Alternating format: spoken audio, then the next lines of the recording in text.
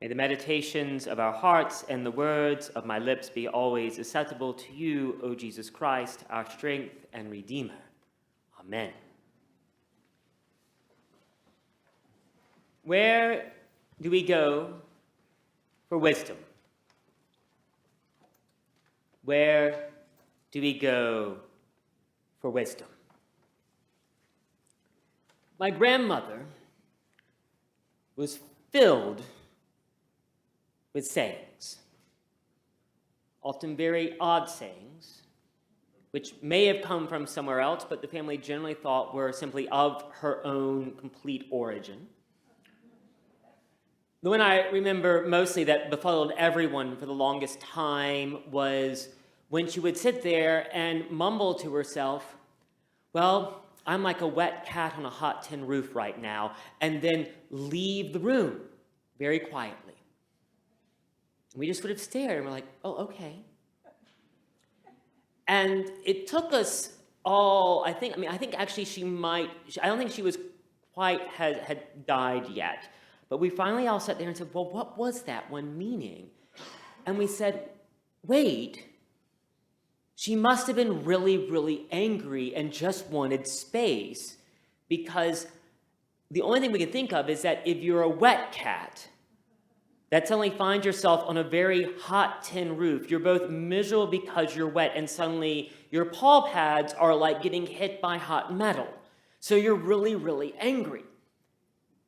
And at that point, she would realize that, and she would sort of say, I need some space, and make a boundary for herself, which is a relatively wise thing to do, though the phrasing of it always confused us. But she also was filled with more than just these sort of quick little metaphor sayings she would have, but actual stories, many of which were coming out of her life growing up in the Great Depression, and then what occurred to her in the midst of the Second World War.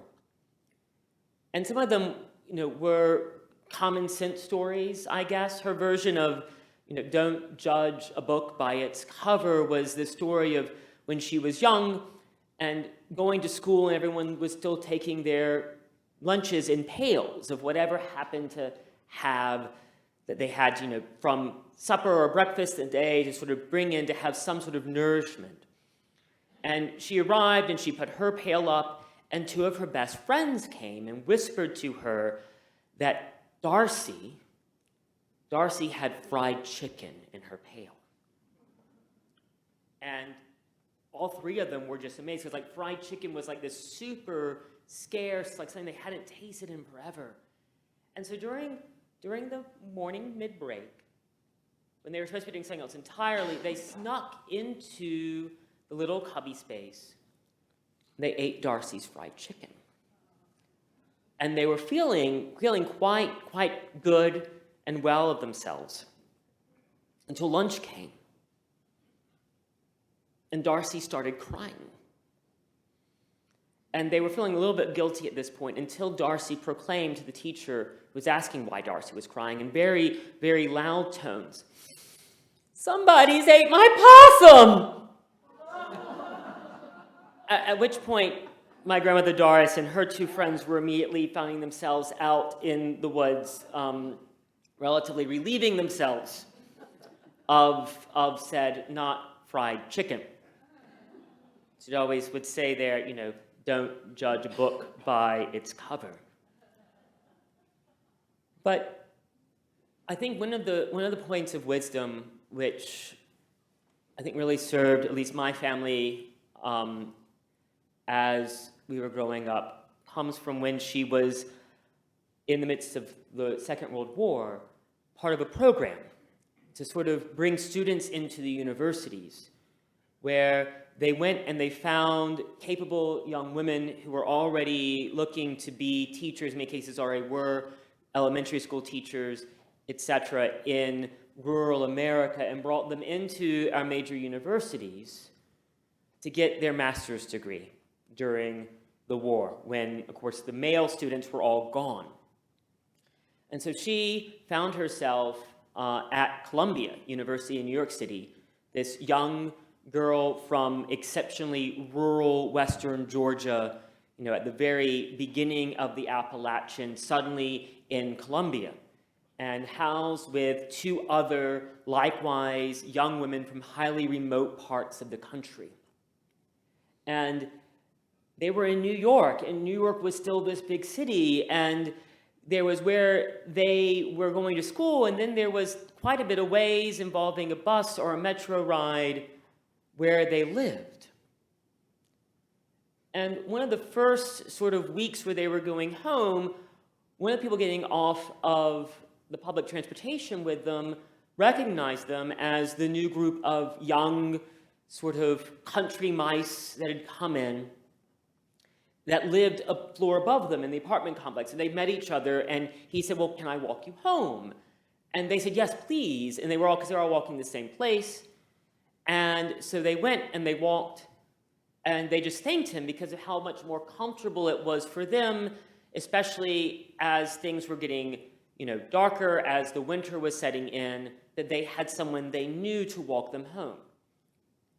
And he said, well, we can do this regularly. And it happened that he and his roommate began to always be, they were not getting home at the same time as them. One of them would always meet them at that bus stop and walk the three of these young women home to their apartment at night, pretty much every single day as they were going back home from school, which just, took stress off of these young women.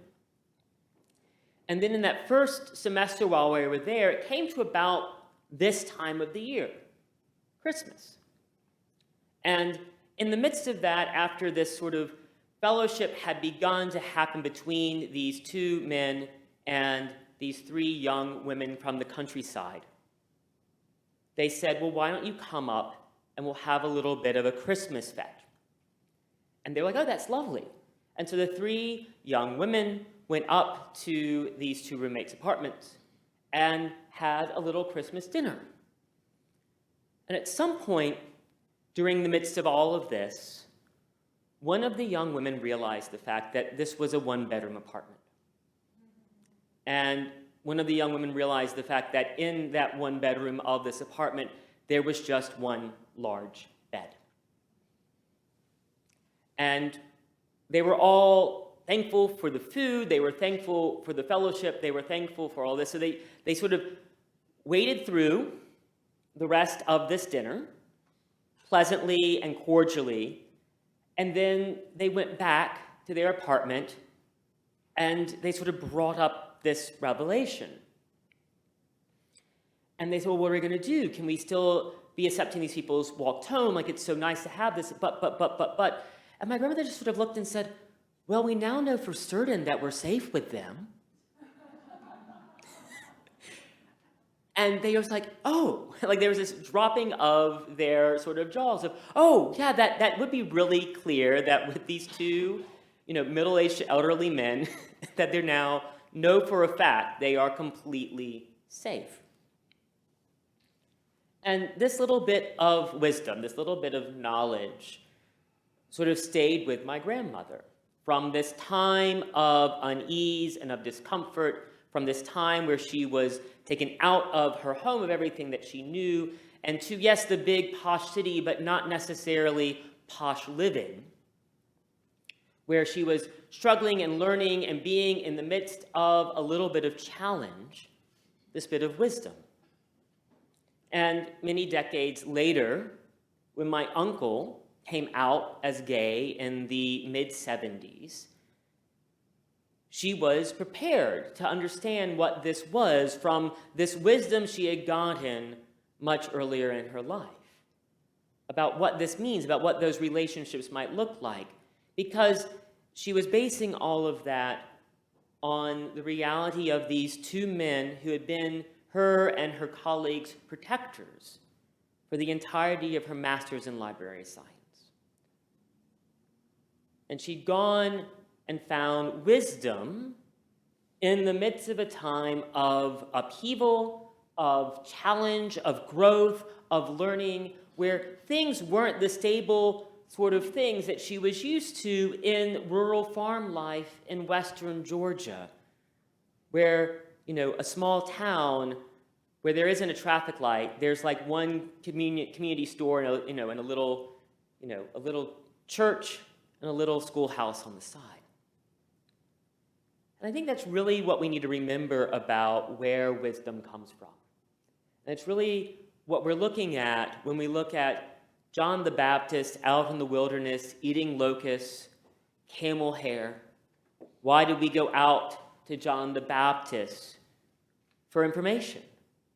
Why didn't we go to some posh, comfortable place in the city where someone's just living the high life and not having to worry anything? Why do we go to this man who is living in the midst of discomfort to hear what he has to say about the world around us?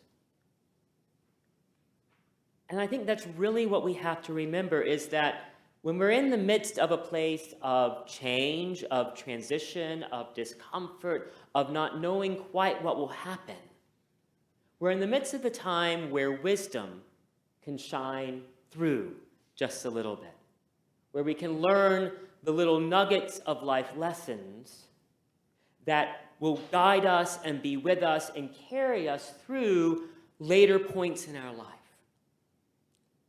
And so maybe in the midst of our life of Church of the Apostles right now, we're a little bit in that wilderness. We're a little bit wondering, well, it's a little bit scratchy, not quite a camel hair shirt, but there's some itchiness happening in our lives right now as a community in the midst of this transition. There's this sort of wondering what's going to happen next. Who are we and what are we? But in the midst of this time of a little bit of discomfort, of education, of self-discovery, we have this chance to find the wisdom that's going to guide us for years and decades for the next generation. And that's why we went out, as it were, to meet and be in the midst of the desert with John the Baptist. We're not here because there's some reed in the wind. We're not here because we think that posh, simple, luxurious living is going to give us all the answers. We're caught up in the midst of this place where wisdom will shine forth. The space of the prophets, the space that God calls us to look to when we're in need of wisdom. So as we continue our Advent journey, as we head to Christmas, I think the important thing for us to remember is we are exactly where we are called to be if we're going to find the wisdom that will prepare the way of the Lord and His coming. This place of education, a little bit of discomfort, where we don't know quite what to expect, but we'll find God, we'll find safe havens, we'll find life-giving friends and partnerships in the midst of this. We'll find those nuggets of wisdom if we're just prepared to listen.